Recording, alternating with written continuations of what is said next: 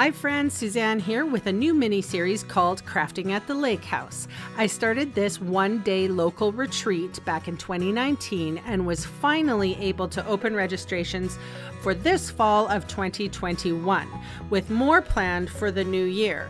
So if you're local, I'd love to have you join in. Registrations will be on my blog, sunstampin.com. I asked a friend and fellow demonstrator, Terry, from carddesignsbyterry.com to help me with the event.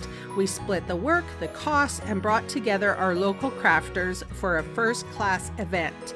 In this series, I'm sharing a dozen card designs we created for the make and takes at the event. Fair warning, some products are from the last celebration, so if you are looking to recreate, you may have to substitute. Okay, friends, here we go with card number 8 of the series. We're almost to the end. I am featuring the Stars Are Shining stamp set with this card design. This was designed by my friend Terry. So we have several pieces of white, to which we have treated with the Embossing Buddy. Stampin' Up! Doesn't sell them anymore, but you can get them anywhere at craft stores, that sort of thing. The Embossing Buddy helps to remove any static electricity and or finger oils or whatever that the embossing powder will stick to. So I am using Versamark ink here. I've inked up the sentiment. Now I'm turning the punch over, so the Stars Are Shining has a bundle, and it's a bundle of a punch and a stamp set. So I am thinking of my future self who will be punching this later. And when I turned the punch over, I was able to see the orientation of the stamp so that I can see where I needed to adjust for, give myself a little handle, that sort of thing. So now I'm sprinkling on the embossing powder, and oftentimes I cut this out of the video, but since the Crafting at the Lake House was kind of a learning curve, I thought what I would do is share what I actually usually do when I heat emboss, and that is I take this is a dollar store brush. I got it at the dollar store. I don't use it for anything else but embossing, and I wipe away any stray embossing particles. So that way, when I come along with my heat tool, I'm not embossing those stray embossing powder remnants all over my project. It's only the embossing powder will only stay where I need it to. And that's also the reason why we treat things with the Embossing Buddy. So as you can see here, I'm heating from behind, mainly for, actually this is a thin basic white paper, so it does heat more evenly, I do find. And here I am thanking my past self for making this orientation work really well with me. I have a piece to hold on to, and I can punch to my heart's content here, and everything is hunky-dory. So out comes those little stars, and now I'm going to start creating the card. So you have 4 baubles, Christmas baubles here, and each one of them I'm going to ink up with Versamark ink.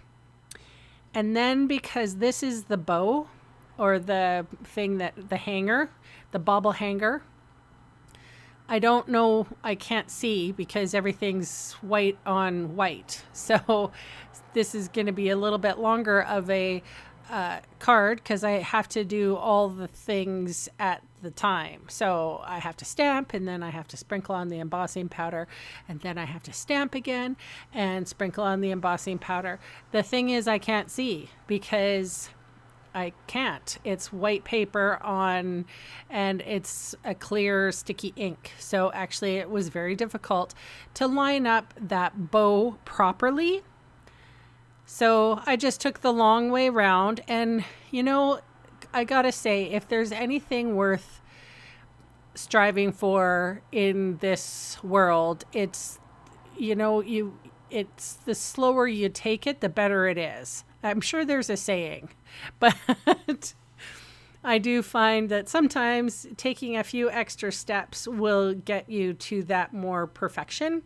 And especially since this, I would consider this a more simple design, and because of that, the errors will show up glaringly if you don't take your time. You stamp, you ink, you brush off any excess powders, you take your time so that it becomes a cohesive, good craftsmanship of work, I guess, is what I'm trying to say. I could have been inaccurate with those bows, but I think it looks better.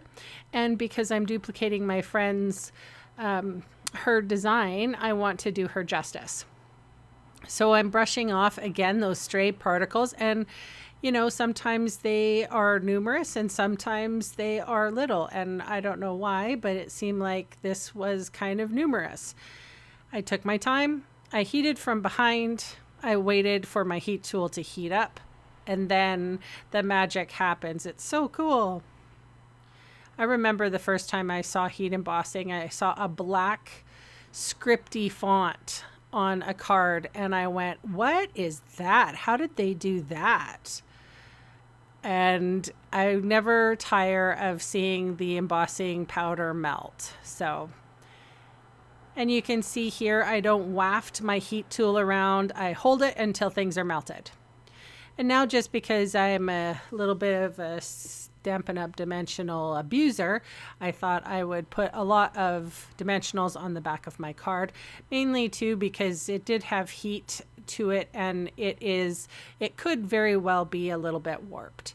So here's my sentiment. I flagged the end and I've put adhesive behind it and I'm flicking up the end and it says Merry and Bright, or Be Merry and Bright. And now I'm going to put on the punched stars. It almost looks like a snowflake. Some of stars, I don't know. There's some that are just very little. And I used every one of the stars that I punched out, every single one. So even the tiniest of stars I added to this project. And that's the thing. Sometimes you need to know when to stop. I think I stopped just in time, however.